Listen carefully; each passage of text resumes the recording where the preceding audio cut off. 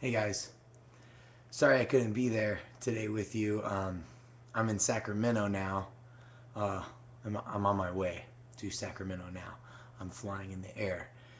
So what I decided to do was I wanted to tell the story of my friendly fire incident, a real, no kidding event that happened to me in Iraq.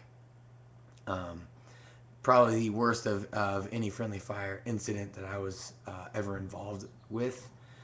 And as you know, and if you don't know, I served in the Marine Corps for 4 years. I was in Iraq for 6 months, and I was there at the beginning of the conflict that's still going on right now, when it was actually a war, and we were pushing from Kuwait all the way to Baghdad. I was infantry, so I was on the front lines, and we were basically tip of the spear, moving from Kuwait all the way through to Baghdad. I had been ambushed. I had been shot at by sniper fire and other enemy fire. I'd gone through houses at this point, and we were actually right on the edge of Baghdad. We were across the river, and there was a bridge that spanned that gap, and we were trying to secure the bridge to get on the other side. Well, securing the bridge meant also securing the road that lined up to that bridge, and basically we had to secure, when you secure the road, you have to secure all the buildings on the outsides of the roads. So we chopped it up into sections, from higher command, obviously higher command than I was. I was in charge of a squad, and I took my squad to go secure our section. And so basically, yeah, we went to our section, and we actually started with a BZO of our weapons. If you didn't know what that meant, that's a battle site zero. Um, BZOing your weapons means you basically make that weapon be able to aim and fire, and hit the target, hit whatever you're trying to shoot at. Not too long after we BZO'd our weapons, all of a sudden I looked to my right. There was a cinder block wall that went up about, I'd say, 12 feet, maybe 15 feet. And to our left was a big warehouse building. And then behind the warehouse building was kind of the backyard of this warehouse building, so to speak. Some junk back there and some other stuff back there. And then we could see beyond, we could see actually across the river, but to the south of us.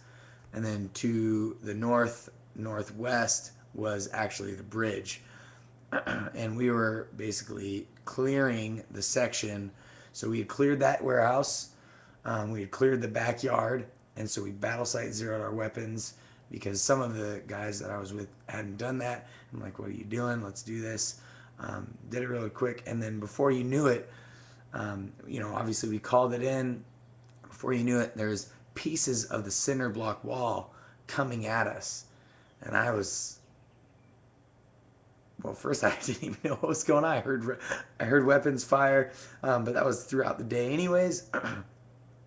And then all of a sudden I started hearing snaps and whizzes. And I don't know if you knew this, but if a bullet whizzes by you, it's pretty far away. It's far enough away where you're not in any imminent danger. If a bullet snaps by you, that's you hearing that bullet break the sound barrier. You're in some danger. That round is getting very close to you, very close to your ear, so you can hear that. And that was what was happening in this area. So the cinder block wall is crumbling, exploding at us. Bullets are whizzing and snapping by us. And so I did, basically, first of all, we wanted to find out what was going on. So if we had to assault back, we could do that. Then we immediately found out and realized and knew that it was friendly fire. There was a company of Marines that were essentially assaulting us in our position. But what they had failed to do in the rules of engagement, it stated you must have a visual of the enemy. They had zero visual of what was going on at all. They had no communication with the higher to decide whether they were supposed to do that or not. So they just heard rounds go off and decided that they wanted to have rounds go off too. Well, we just happened to be on the other side of that. So as bullets are whizzing and snapping by us, we're jumping into our Humvee, hightailing it out of there. And as soon as I got out of there, I could see them. I pulled out to the road. I could see them attacking us after we had already pulled out, because we had pulled out beyond the cinder block wall, right, that was separating the attackers from us. And I could see this unit, and no sooner did we pull out onto the road than a SMA, which is basically anti-tank, an anti-tank weapon. It's like a rocket or a bazooka, if you will, went off and slammed into and blew up that cinder block wall. Well, blew a hole in it anyways. Needless to say, I was thoroughly upset, as well as I was freaked out, because we couldn't fire back on them. That was the problem.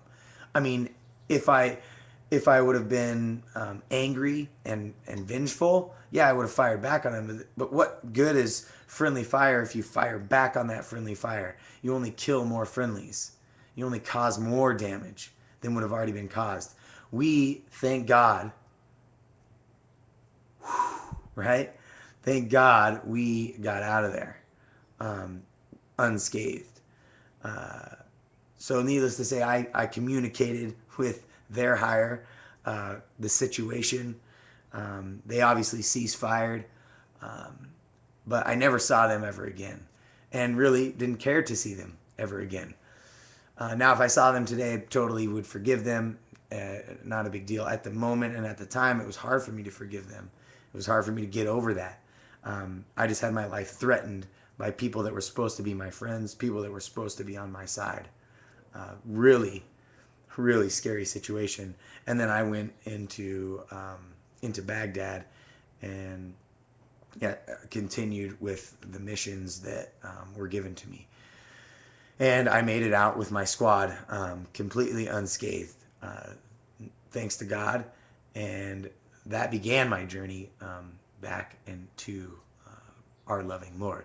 So just completely amazed by obviously some of the things that happened and not getting injured. But that was the big thing. There was a high price for that friendly fire, and that was my life. My favorite verse is Psalm 144:1, and it's praise be to the Lord who is my rock. He trains my fingers for battle and my hands for war. Now, part of it is because I'm a warrior at heart, and I am a true warrior as well in real life. But the other part is, if you break down that verse, first of all, praise God. And second of all, because he is our rock. So even if I would have died, I'd be in everlasting life with my Father if I were to die today, right, from friendly fire. And at the same time, he trains my fingers for battle. I look at that as he trains the small things, right, for the small things. If you look at war and battle, I was in a war, but I only fought in battles to win the whole war. So I look at my life the same way. My whole life is the whole war, and I have a lot of battles to fight. So I need a Lord who I can praise and who I can rest on and have be my solid rock. And as long as I'm praising my Lord, and using him as my rock, then there will be no more friendly fire, because even if I get fired on by friendlies, or people that I like make fun of me or whatever, I can always turn to God and forgive them. So thanks a lot for listening, and I hope that was helpful. And now you know my favorite verse.